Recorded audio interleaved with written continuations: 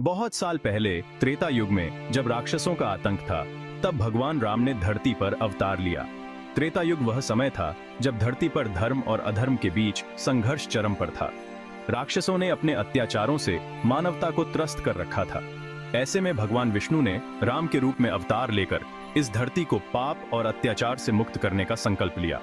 उन्होंने राक्षसों को हराया और धर्म को बचाया।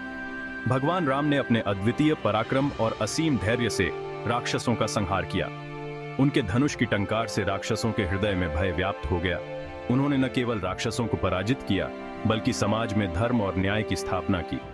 फिर वो अपने लोक वापस चले गए।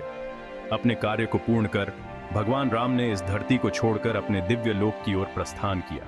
उनके जाने के बाद भी उनकी शिक्षाएं और आदर्श समाज में जीवित रहे। लेकिन जैसे जैसे समय बीता, कलयुग आ गया। कलयुग वह युग है जिसमें अधर्म और पाप का बोलबाला है। यह युग मानवता के लिए सबसे कठिन और चुनौतीपूर्ण माना जाता है। इस युग में बुराई बढ़ने लगी, समाज में अराजकता और अनैतिकता का प्रसार होने लगा। लोग अपने स्वार्थ और लालच में अंधे हो गए। लोग अपने मतलब में लगे रहे। सच, धर्म और न्याय सब भूल गए। सत्य और धर्म की राह पर चलने वाले लोग कम होते गए।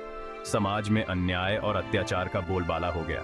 ऐसे में एक दिन आसमान से एक आवाज सुनाई दी, जब भी धरती पर पाप बढ़ेगा, मैं फिर से अवतार लूंगा। यह दिव्य वाणी ने लोगों के दिलों में एक नई उम्मीद जगाई। जब भी धरती पर पाप बढ़ेगा, मैं फिर से अवतार लूंगा।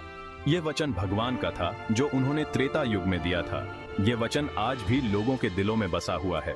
और वो दिन आ गया जब भगवान राम ने दोबारा धरती पर आने का फैसला किया। उन्होंने देखा कि कलयुग में पाप और अधर्म अपने चरम पर है और मानवता को उनकी आवश्यकता है। इस बार वो एक किसान के घर पैदा होंगे। उनका नाम राघव होगा। एक साधारण किसान परिवार में जन्म लेकर भगवान राम ने यह संदेश दिया कि महानता का जन्म किसी भी परिस्थिति में हो सकता है।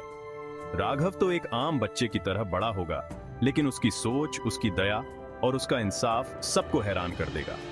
उसकी मासूमियत में भी एक दिव्यता होगी जो लोगों को उसकी ओर आकर्षित करेगी। अपने ज्ञान और समझ से राघव लोगों को सही रास्ते पर लाएगा। वह अपने विचारों और कार्यों से समाज में एक नई दिशा देगा। उसकी शिक्षाएं लोगों को धर्म और सत्य की राह पर चलने के लिए प्रेरित करेंगी। वो गलत कामों के खिलाफ आवाज उठाएगा और समाज में प्यार, भाईचारा और मदद का पैगाम देगा। राघव अपने साहस और निडरता से अन्याय के खिलाफ खड़ा होगा और समाज में एकता और प्रेम का संदेश फैलाएगा। एक बार फिर राघव के रूप में भगवान राम धरती पर आएंगे। बुराई का खात्मा होगा और धर्म की जीत होगी।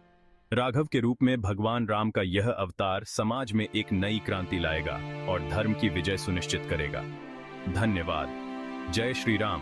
भगवान राम के इस नए अवतार की कथा हमें यह सिखाती है कि जब भी समाज में अधर्म और अन्याय बढ़ेगा, तब भगवान अवश्य अवतार लेंगे और धर्म की स्थापना करेंगे। जय श्री राम।